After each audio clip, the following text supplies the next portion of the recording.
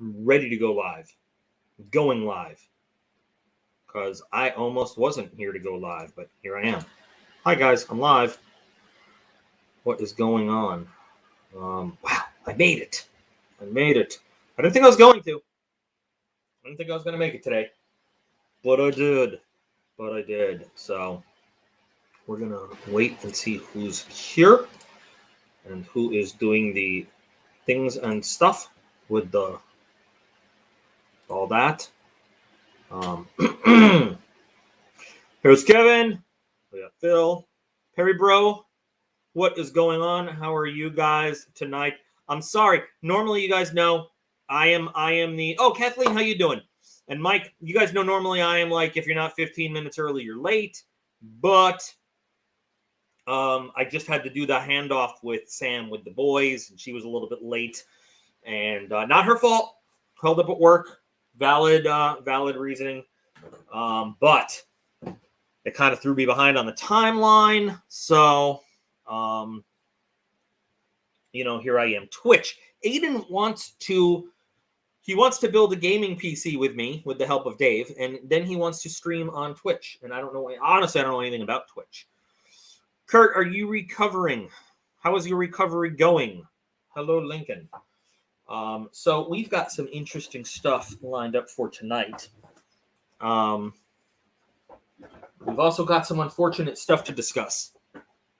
And I will talk about that soon. It's really not that bad. It's unfortunate to me. I'll tell you. So you recommend? What do you recommend, Phil? Twitch? Is that what you recommend? I need to move this chair so I can open this case. So it has been, guys. I don't know if you've noticed, but my my uploading has suffered just a little bit with getting back to work full time in the shop. And man, we've got to it has been, I have loved it. I have been loving the shop. Doing a lot of stuff. A lot of cool stuff.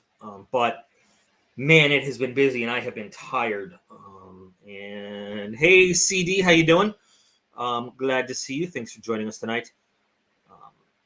But we are doing a whole lot of stuff, and I'm going to start. The shop has a channel, and there hasn't been a lot on it, but I'm going to start doing videos for the shop channel. I have not had a chance to work on my model channel in a while, with everything going on, and I'm going to try to get back to doing that. But there's just there's so much cool stuff going on at the shop. I'm going to be starting a brand new AR-15 build project from scratch. Hey, Chris, how are you doing? Thank you for stopping in. I appreciate it. And love right back. Let me tell you about the personal tragedy. I can't find Blue Mountain Dew anywhere. There's... I don't know if you guys have noticed. It's hard to find things again. All sorts of things. And This is what I was stuck with. It's voodoo. It's a mystery flavor. CD. I really enjoyed that. I haven't really talked about the Zippo subscriptions. I've seen some. Sorry. Oh, what? Okay, we'll get to this in a minute. Yeah, I was really excited when I saw that they had that Zippo subscription. And I really like collecting Zippos. I mean, I don't have that many, but I really do like doing them. Hinderer Collector, what a cool name. I miss my Hinderers. So anyway, but yeah, we're gonna talk more about that. I think it's a really cool idea. For a subscription, and reasonably priced. Honestly, it is reasonably priced. If you go on Amazon and you go and you look at like what some of these really fancy Zippos go for, it's pretty good. So his Grandma Diary says, yep. Here, Brian, you just get in touch with me later and we'll talk about it. So, all right, hold on. So I gotta try this because you guys know how I am about my Blue Mountain Dew.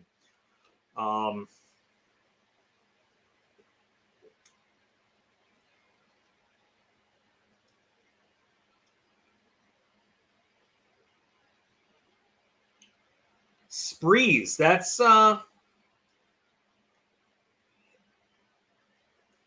I get that, Mike. I get the spree. It's got like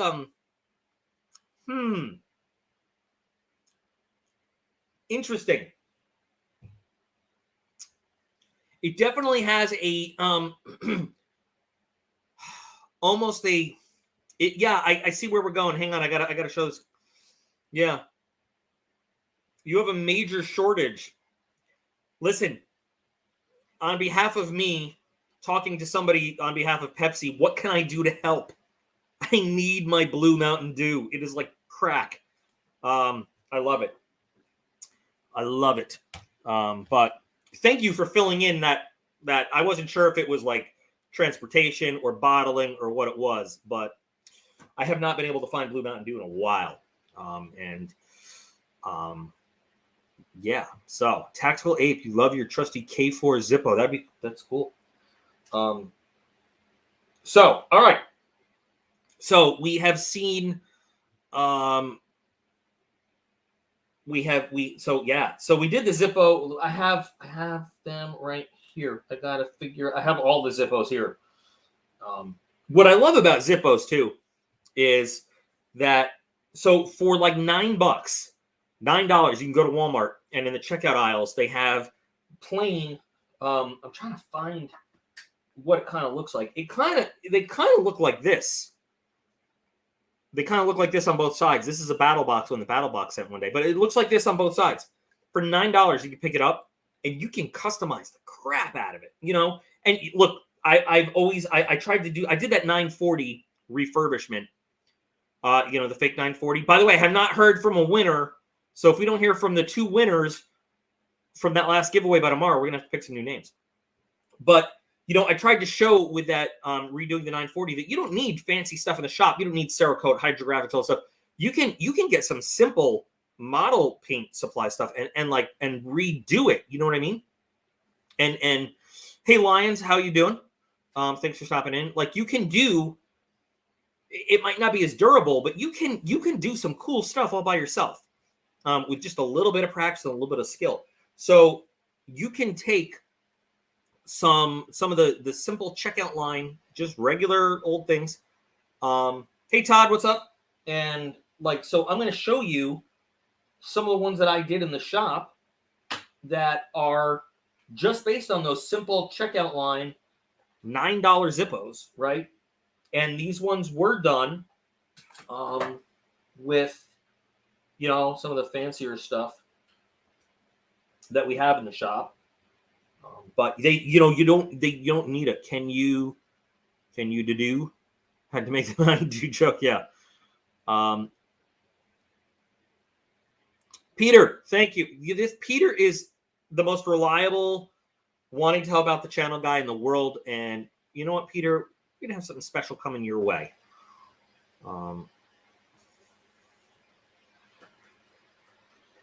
Kurt, we got to send you a get well card. So, I'll talk to you offline. So anyway, so again, everything I'm about to show you comes from just those regular old $9 checkout line Zippos, all right?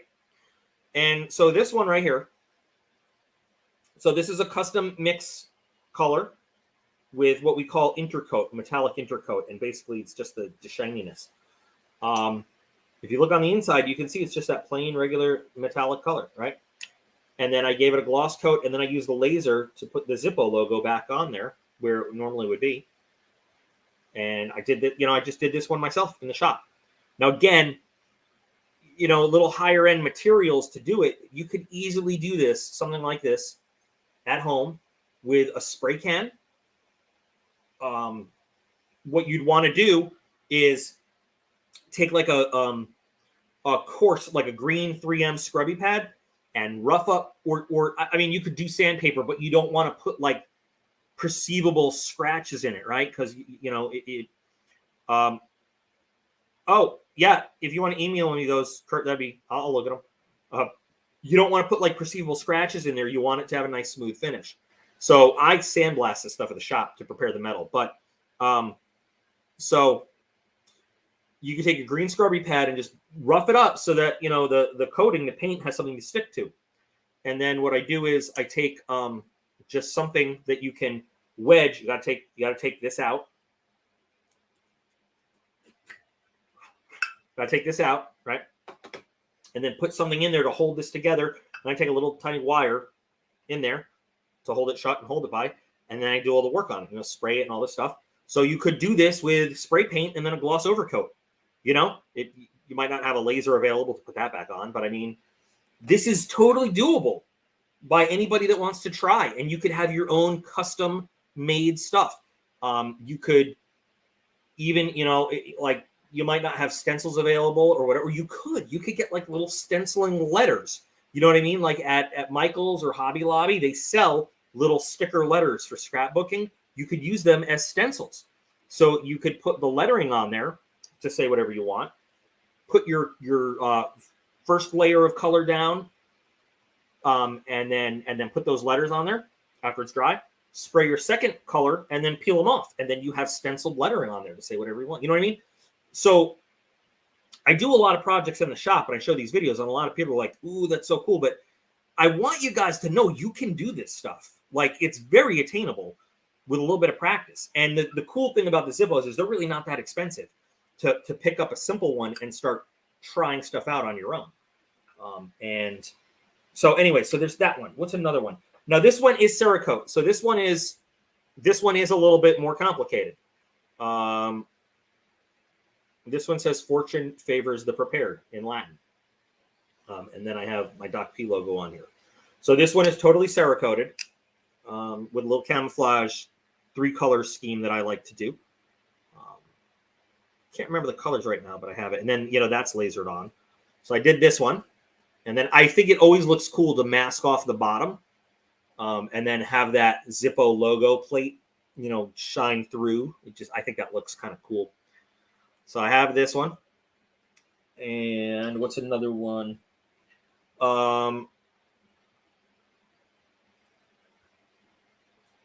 This is, hey, Doc, like the vintage and modern knives I sent you on Instagram.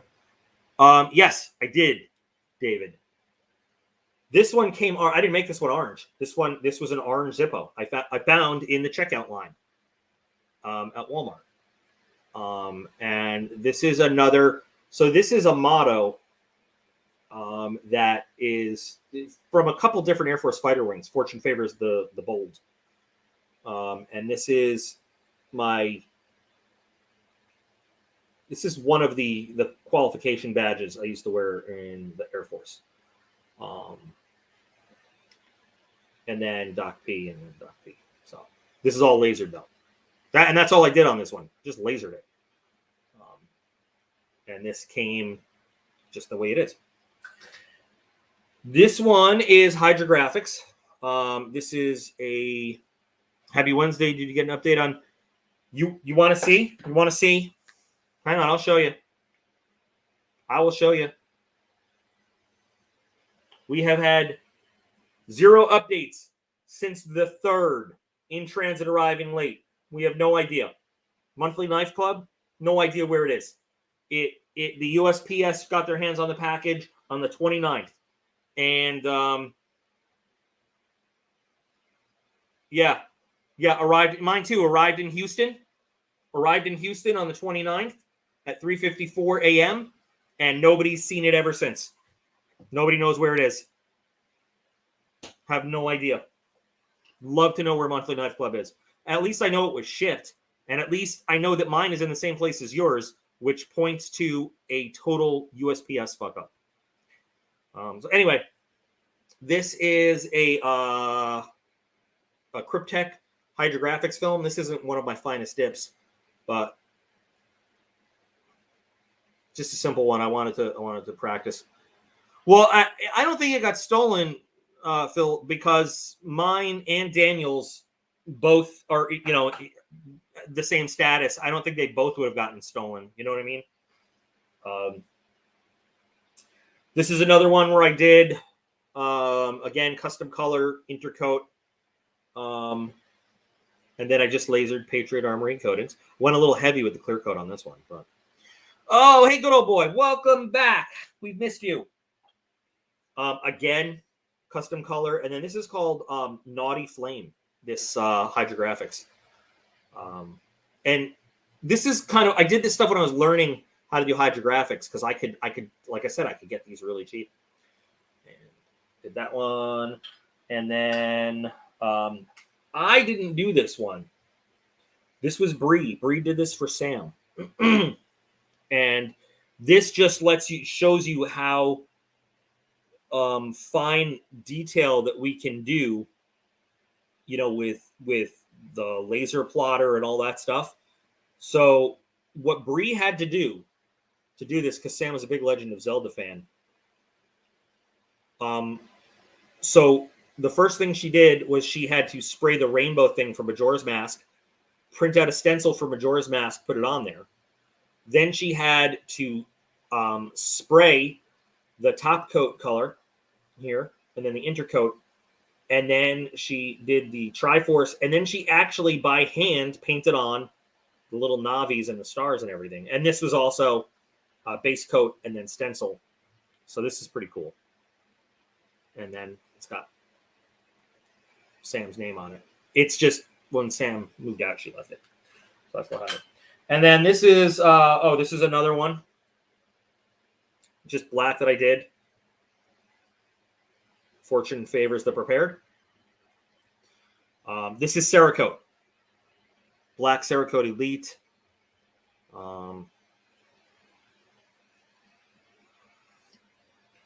And then the last one I did, and this is actually, so this is Cerakote with a little sparkly top coat. And this is just a free form. It's not really camouflage, but it's kind of like a mix of like two different colors, you know, to make it like sort of galaxy and then a starry top coat. And then the laser work on this, this is troubling because, you know, I couldn't get that great resolution for the graphic on this. But this is obviously the Rebel Alliance. And then on the top, Patriot Armory. So anyway, those are the ones those are the custom ones that I've made. And I've made other ones for my Patreon guys with, you know, DocP and their names on it and stuff. I really don't have that many Zippos in my collection. I really, you know, I'd like more. And I've had more that I've just given away. So if you missed the video on the new custom, on the new, I'm actually happy with the Smoky Mountain Bucks.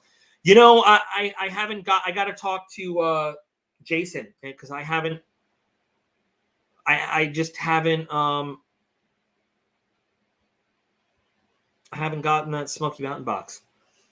So these are what we got in the new Zippo, subscription box. This is like a really cool laser etched samurai.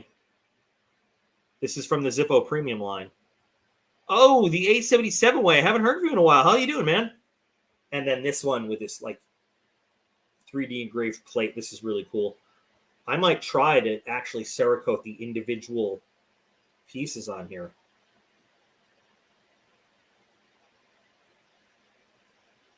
But this is really cool. So anyway, there's that. I got this 1977 R2-D2 I'm looking to trade or sell. The box is messed up. Oh, David, yeah, you hit me up for that later. We'll talk about that model kit. Yeah.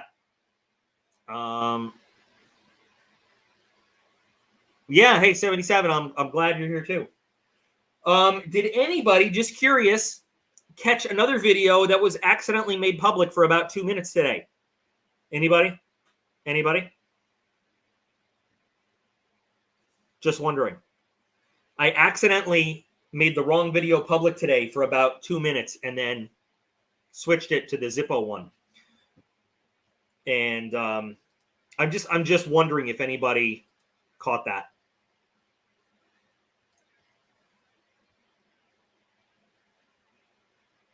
No? Yeah, good old boy, you did? Yeah. So what we're going to see probably on Friday is the full review of the Olight Night Claw. And do you guys remember? I've been telling you, I've been kind of going crazy that there's something from Olight that I'm in on, but I couldn't tell you about it for a while. And so I've been in the loop on this thing since May, since the beginning of May, when they sent me their prototype to evaluate and give them notes. And they've made some changes, obviously. But there's I have a whole video when it came up, but it said it was taken down. Oh, it said it was taken down by the creator. I was wondering what happened. I just made that public by accident, and it will be back up on Friday. It will be. And you guys will see my whole unboxing and review and notes, and we're going to compare the prototype, because now I feel like now I can talk about this since this came out, and we'll look at how the design has changed a little bit. Titanium G10, and I think they made a wise choice moving away from this. But yeah, so I don't know if anybody's into a little guy like this, but you'll see all about it. It's pretty cool. So yeah, we'll get to that. What else are we doing? So, question in general: if I were to put up a hey Doc, if you ever want to use some GEC knives, let you know. I gotta look up what GEC is because I'm not sure. GEC knives. The knife world is moving so quick these days. I have trouble keeping up, honestly.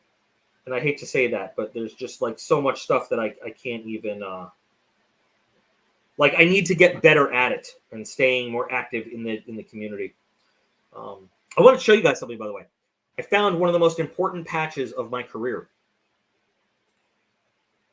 This patch, which you probably don't even recognize it is anything. So I've talked about how I've been to something called United States Air Force Weapons School, which is a really big deal. It is a really, really big deal. Generally only, hold on, sorry.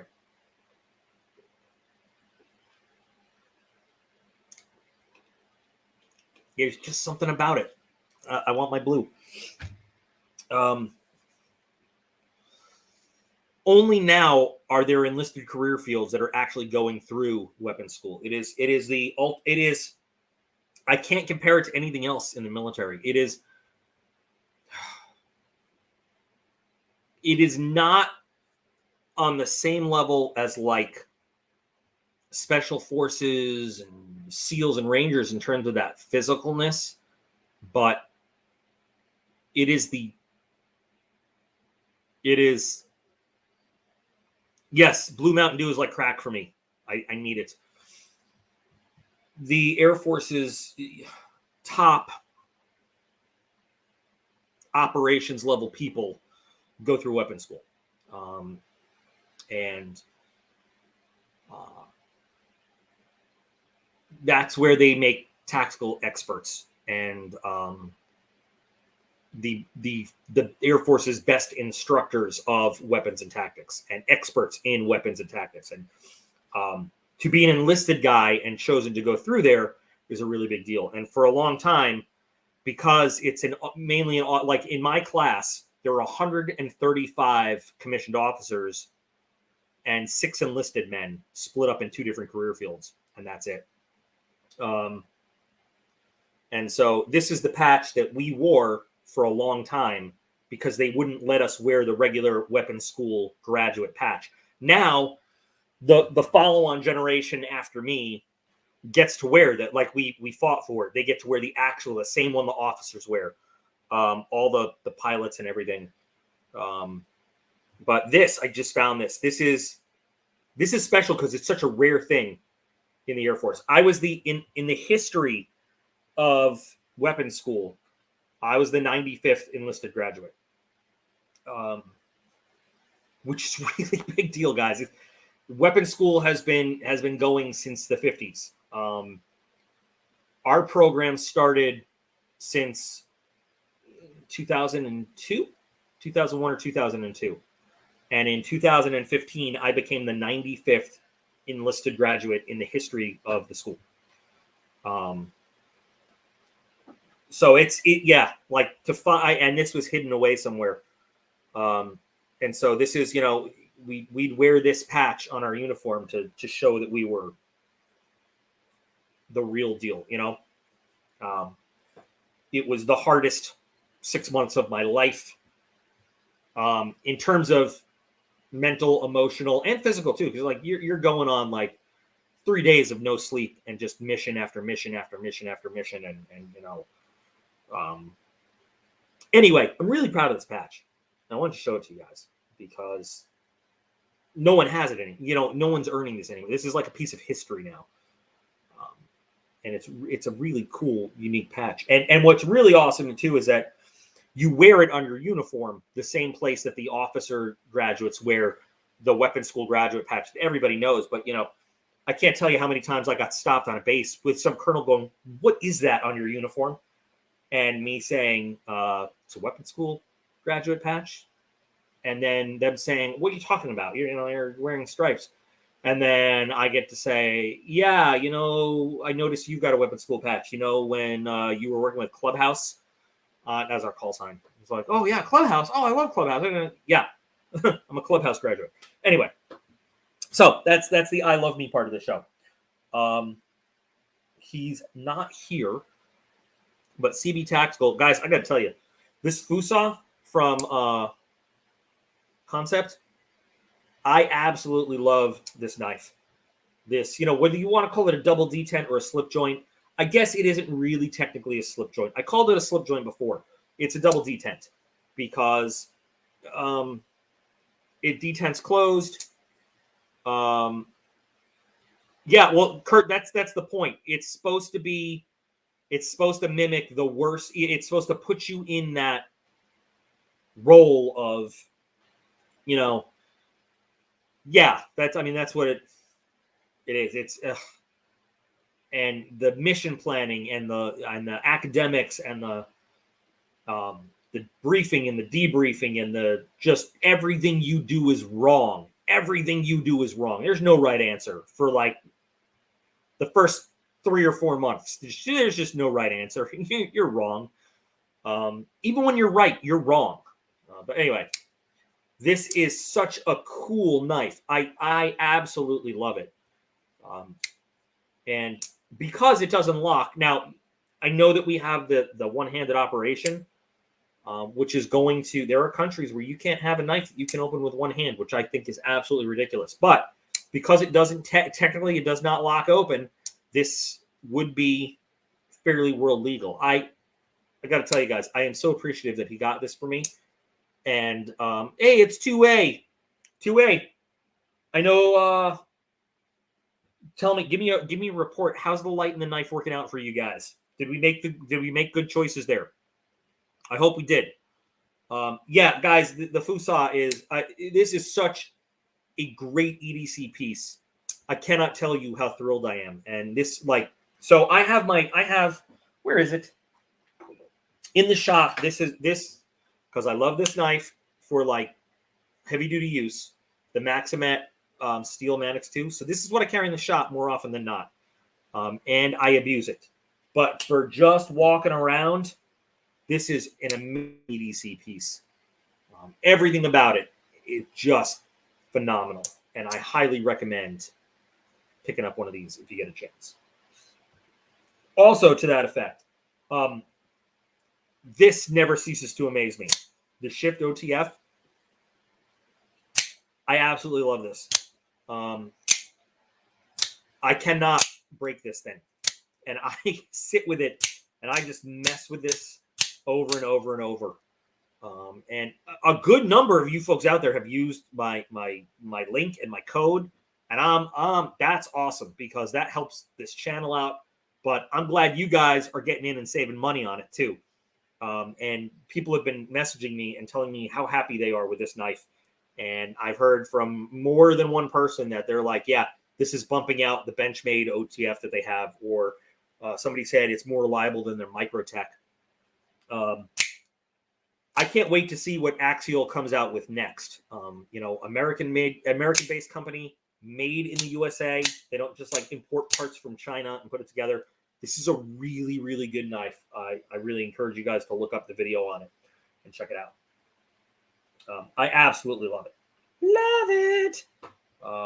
Yeah. So what else was I going to talk about? What do you guys want to talk about? I love this comment. Yes, that is true. Hey, video gamers. I pre-ordered Far Cry 6, the Ultimate Edition. It comes out tomorrow. Well, I mean, midnight. It should come out. And I'm going to be downloading it. Anybody, listen, this is my Xbox gamer tag.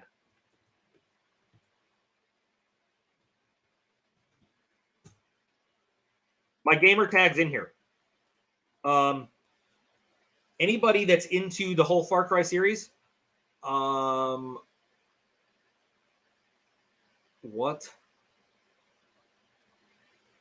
Hold on, I'm going to get to that in a second. Anyway, if you guys are into Far Cry and you got the new one and you have it, you want to add me as a friend, and you guys are playing, I will play multiplayer with you guys all the time. So let me get to this. But yeah, what do you think about our Class A uniform being a field uniform now? I don't know what you're talking about exactly. What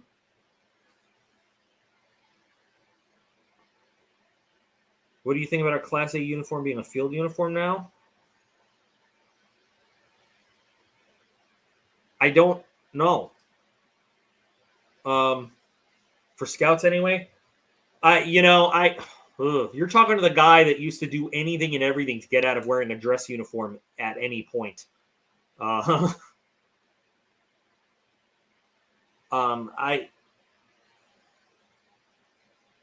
don't know. I don't know. I have never. I think I've played Far Cry 2. I have Far Cry 3. I have.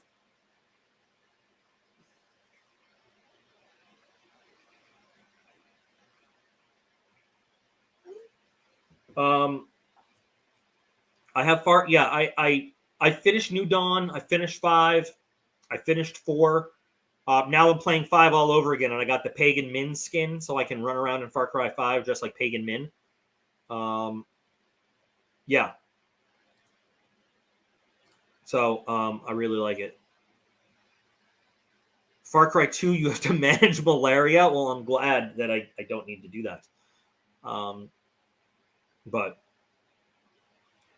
Far Cry 2 is hard. Yeah. I don't know. I really like Far Cry 4. I don't know why. I just kind of I like it a lot. Far Cry 5 is good. I liked New Dawn. I like the fact that you can end up getting your character in Far Cry 5 as a companion in Far Cry New Dawn, if you're not aware of that, because like the judge is your guy. You know what I really love though? The DLCs for Far Cry 5 are awesome, especially the Far Cry 5 on Mars, where you got Herc's floating head and a little robot ball, and that's really cool. I like that a lot. But I'm still playing Fallout 76. They've made a lot of changes to it. And it's not perfect. It still glitches a bit. But since they introduced the season aspect to Fallout 76, I like finishing the dailies. It's definitely not going to be, it's never going to be. I mean, I'm hoping they come out with a new Fallout game that will redeem the series. I love Fallout 4. Fallout 3 was okay. I kind of like the interface of Fallout 4 a little bit better. But yeah, I mean, it is what it is at this point. Outer Worlds. If anybody ever played the Outer Worlds, I like that game too, and I'm waiting for Outer Worlds 2 to come out. The reason I don't like, Call of Duty and stuff is because it's just so much bullshit.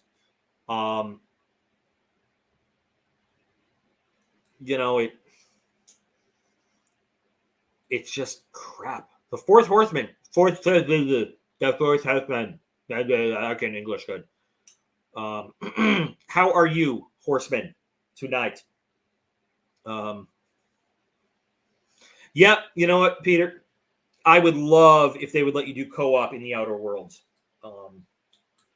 That would be really cool. I wish they would let you do that. But yeah, what I really like about Outer Worlds though is that you have the reputation system and you can really change the game around. You play it over and over depending on how you play and what you do with various factions and everything.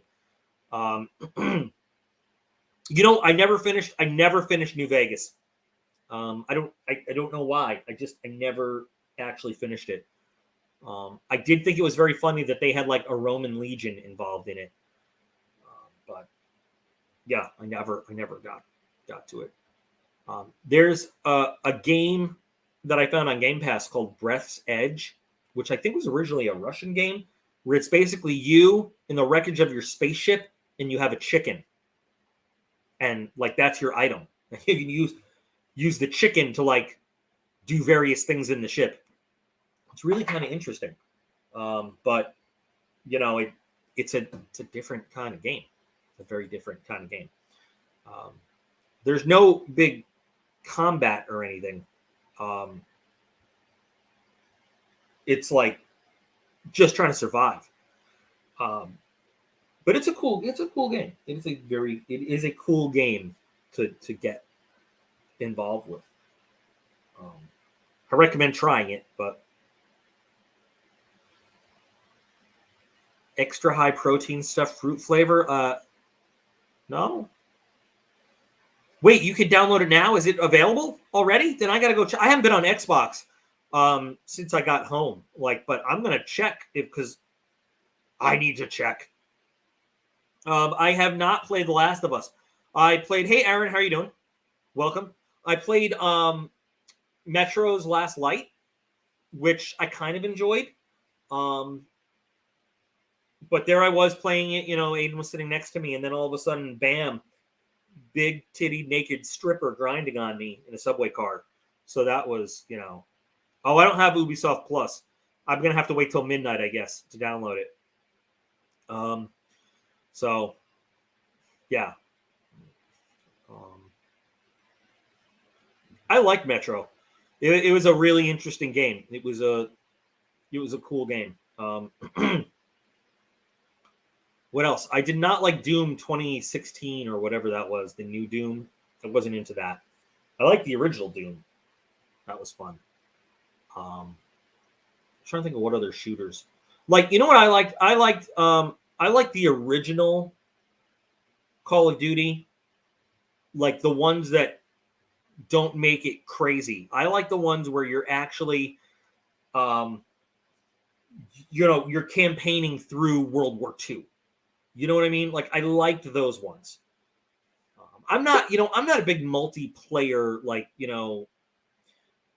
I like to do campaigns. I like to finish campaigns.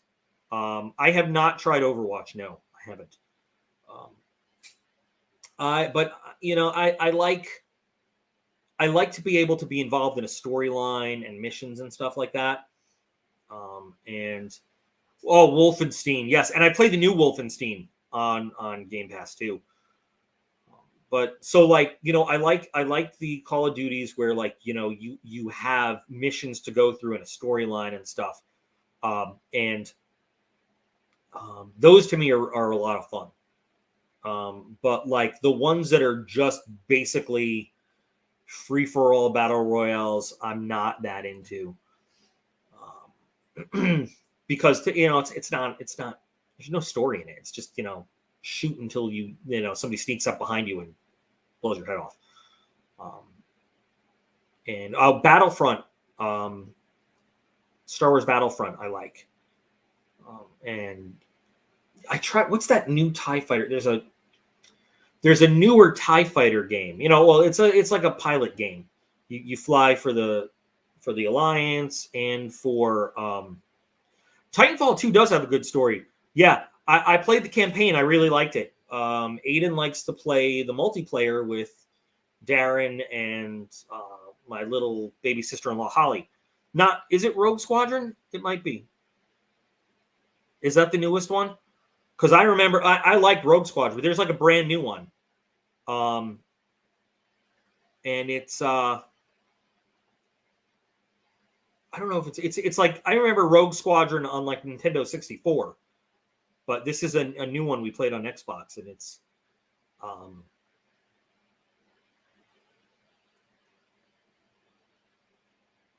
don't know, but I love the story, the campaign games in Battlefront 2, where you actually get to play as the first year Imperial, as part of the special forces, and then you're back on the Alliance side as Iden Versio. That's pretty cool, and I liked all of that. Star Wars Squadrons. That's it. That's the one. Squadrons.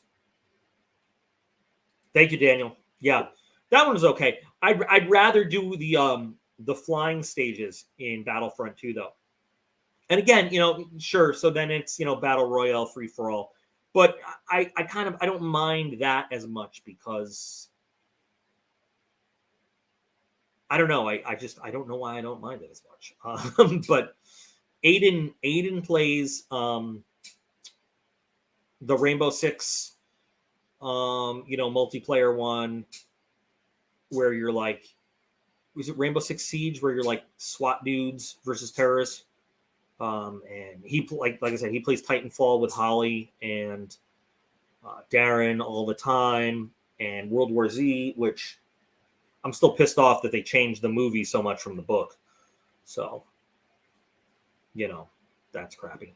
But and then Ethan, even I like playing games with Ethan. We play Goat Simulator together, and Untitled Goose Game, just little games for him. And that's fun. That's Untitled Goose Game is just ridiculous, and so is Goat Simulator. Goat Simulator is one of the most ridiculous games in the entire world. If you've never played it, Goat Simulator is just insane. World War Z has nothing to do with the book except the name and that zombies exist. Oh God, Afterburner was awesome, so much better. I remember, like, at the time, people used to compare Afterburner and Top Gun on Nintendo. I was like, there's no comparison. Afterburner is a way better game. Hey, Forrest, how are you doing tonight? Goat Simulator, if you have not played Goat Simulator, it is, I laugh to this day, no matter how many times, because, like, the game is designed to glitch, and for things that are not physically possible to happen. Like, the graphics are designed to glitch out on you to make it look ridiculous. So Goat Simulator is hilarious, and I love it. It is just so stupid funny. And Untitled Goose Game is not just the fact that you're a goose walking around trying to mess with people. That's the whole point of the game. You're just trying to mess with people. It's fun, and I really like it. And that's it. It's just silly. It's just silly. So, yeah. So much non-realistically fun. Yeah. Goat Simulators. It's not like they call it a simulator, but it's not. It's not simulator like meant to be an accurate life of a goat or anything like that. You are a goat walking around and just being ridiculous, and you get points based on how ridiculous you can be and how annoying you can be to the town.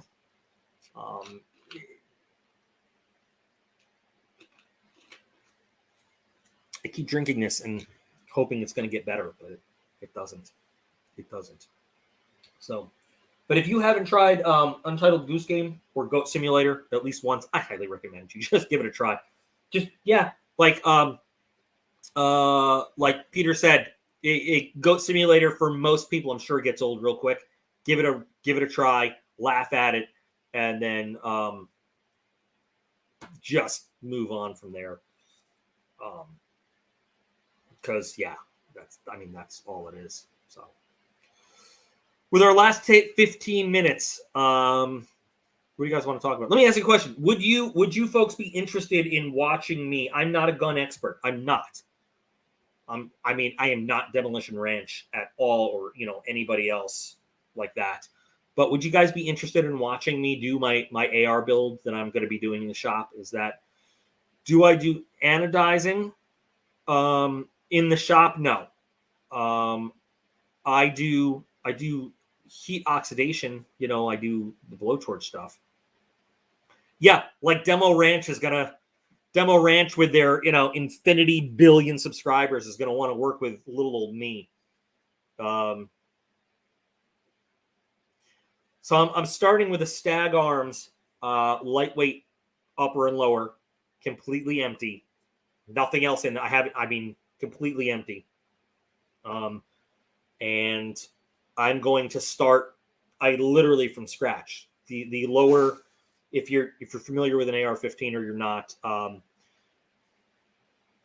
the trigger group, the spring and the magazine release aren't in it. The safety and all of its mechanisms aren't in it. The buffer tube and the buffer spring, that's not. It is literally just the housing for stuff. That's what I'm starting with. So I am going to buy every single component that goes into this rifle and build it from scratch, and then decide if I'm going to leave it stock colors, black, or if I'm going to do something fancy with it in the shop. I think I'm going to do something fancy with it because it's what we do all day. But I just haven't decided what we're doing yet. So if you guys would like, a pump action AR,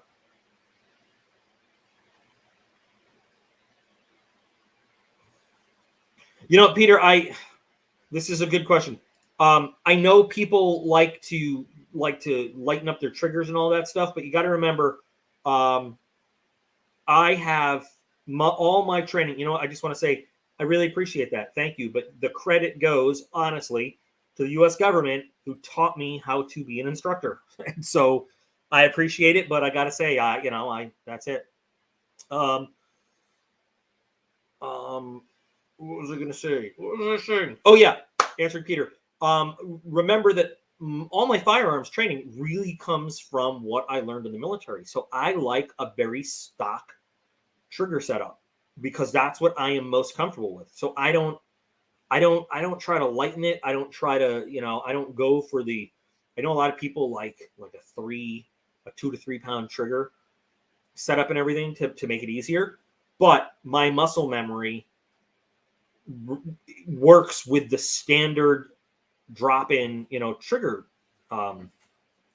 setup. So I don't mess with it. I don't. What's funny? We got Tactical Ape, since you mentioned it. We got a new gun from Palmetto State Armory today. They produce their own gun now, and it's basically a copy of a Glock with some cosmetic differences. I think it's called the Dagger. I think it's called the Dagger. I can't remember, but it's fairly comfortable. It's actually a really nice design. You definitely see the difference in there. The forward part of the slide is chamfered a little bit, and the frame. Look it up. It's a very comfortable frame to hold on to. I don't know. I don't know how it shoots. The trigger action feels a little grimy, a little grindy, but it's also brand new. Right out of the box. We just got it today. It was a transfer that somebody bought on the internet, and it has to be shipped to an FFL, and so but it's a really interesting design, and I'd like to check it out. I mean, I wish I had one to shoot. We also, just as we're talking about it, we got a transfer through today from Rock Island Arsenal. It was a 1911 frame 10 millimeter. And I'm telling you, I've lifted some heavy handguns in my time. But I'm pretty sure this thing was built with lead weights through it. So, Peter, the advantage is because I have the shop, there. Darren is a distributor for so much. I really like Odin Works. The last restoration I did on my dad's rifle, I used a lot of Odin Works parts. I used some MFT. I'm not sure though. I think I want to look around. I'm not particular to a brand. There are some brands that I've worked with before, and like I know they're good. But I don't have a lot of brand loyalty when it comes to parts. So I don't know.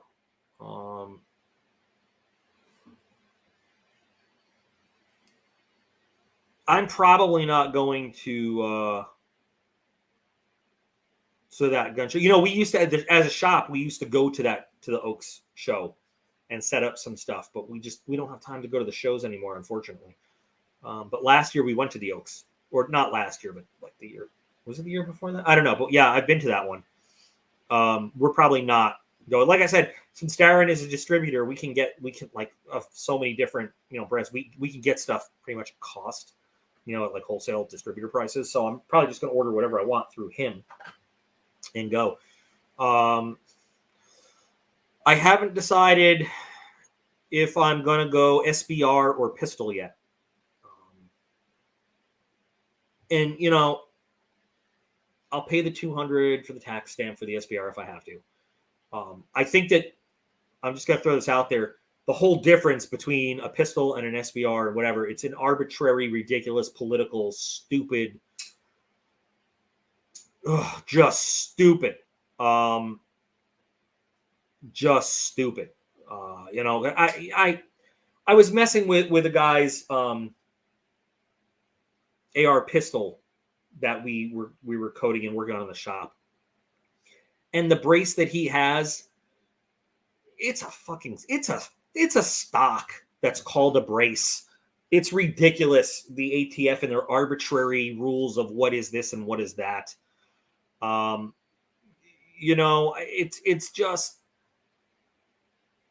It's just stupid. And the fact is, I'm not going to do any more damage with a short-barreled rifle than I am with a pistol, than I am with a full-sized AR-15. If I really want to sneak my full-size, AR with, like said, just for argument's sake, with a 22-inch barrel, I want to sneak it in somewhere. I'm just going to take it apart in two parts and put it in the backpack, and then reassemble it in like 10 seconds. And then I'm going to do what I'm going to do. You've slowed me down by 10 seconds, over me having a short-barreled rifle and making me go through the hassle to get a tax stamp. And by the way, a criminal isn't going to bother going through the hassle to get a tax stamp anyway. They're just going to own the stupid short-barreled rifle. So the only people you're affecting with these stupid arbitrary cosmetic rules are the people that you don't have to worry about owning them. Whenever we devolve into this stuff, I'll tell you what, Peter, I might have said I like it about a week ago until we were messing with this guy's, and he's got a breakdown barrel so that and a quick release and change brace and stock, so he can go from pistol to a full rifle, and he can do it quickly. But I don't like the way it sets up. I don't see a need for it or a purpose.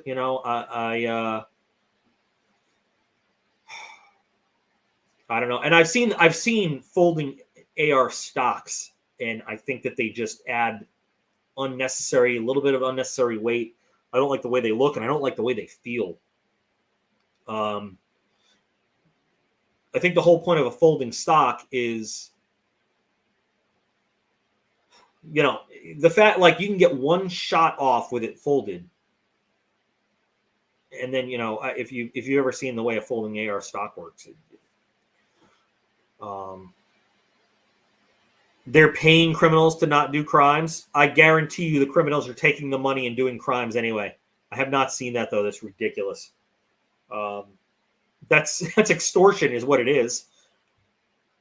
But anyway, so once upon a time, back in the day, my dad had a Daewoo K2A1. And that had a folding stock because the recoil assembly was all in the upper receiver of the rifle. The stock just happened to fold. Now, it has much more recoil and is not nearly as easy to handle, even though it fires the exact same round as an M16, M4, AR-15. But you can fold that down, fold the stock, shoot it, do whatever, open the stock, shoot it. The beauty of the whole AR-15, M16 platform is that, they built it so that anybody that's, never fired a gun can learn to be proficient with it pretty easily because the recoil is negligible, and they made it like that on purpose. But they also made it so that you can have your telescoping, we say it's got a folding stock. It doesn't have a folding stock. It's got a telescopic stock because you always have to have that buffer tube on there for it to function properly. And the whole thing with the new, it's not new, I'm sorry, but it's now they have the folding AR stock, but you have to add that whole part in the middle, and then you had to add the extension and the plug that for your bolt carrier that interfaces to reach the buffer tube and the buffer assembly. It's just a pain in the ass. So I don't even know how I got on this tangent, but I don't know. Did you guys know that before they passed the 94 assault weapons ban, crime statistics were already on the way down? When they passed it, the crime statistics continued to go down on the exact same slope. And when it expired and people went out and bought 1.5 million AR-15s again, the crime statistics continued to go down on the exact same slope, proving that the assault weapon, if they want to look specifically, yes, so more crimes were committed with those weapons because now they existed again. But the overall crime stats didn't change fucking at all as a whole. I don't even know what I'm ranting about now. There's a book called Super Freakonomics. It's an awesome book. And they break down events in the world, with math and prove it. And the greatest reason that the crime statistics went down in the 90s like that, believe it or not, was because of Roe versus Wade and the availability of abortions. Because the entire generation that would have been born in these poor, communities and the basically the people that would have been born, grown up, and then reached peak criminal age didn't, because all these people were able to get abortions. And they did the math to prove this. And so a whole generation of future criminals were never born because it was, they looked and they said that, these abortions were, were sought out primarily by poor women, unmarried women in the inner cities. And that the same demographic where they would expect the future criminals to come from. Come the mid 90s, the kids that would have been born in like the 70s and early 80s, just they weren't there. Anyway, Sorry, it's an interesting correlation. So it's a good book, Super Freakonomics. Just check it out. But anyway, guys, we have hit our hour. So I am going to thank you guys as we ranted and raved towards the end of it, like we always do, over about nothing. I will be better organized for next week. I just with the boys getting picked up right when they did, when I was supposed to be getting set up. I was not prepared, and I apologize to you guys. I should be better prepared, but hopefully we'll have monthly knife club and maybe even Smoky Mountain. Who knows? So anyway, okay, David, please do take a pic. Yeah, I'll trade you by that R2D2 kit off. We'll find a way. So guys, thank you for joining me. If you guys have any suggestions about what you'd like to talk about on these live streams, or what you'd like to see me do on these live streams, or whatever, or you know where I can find Blue Mountain Dew, let me know. But remember that you guys are all absolutely awesome. I appreciate every single one of you. New video dropping on Friday, and I will be back real soon. Take care, guys.